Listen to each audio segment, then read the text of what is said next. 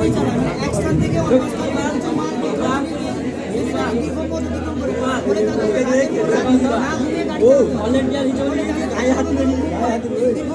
না রাতের পর রাত না ঘুমানোর ফলে তারা কখনো গাড়ি চালানোর সময় ঘুমিয়ে পড়ে।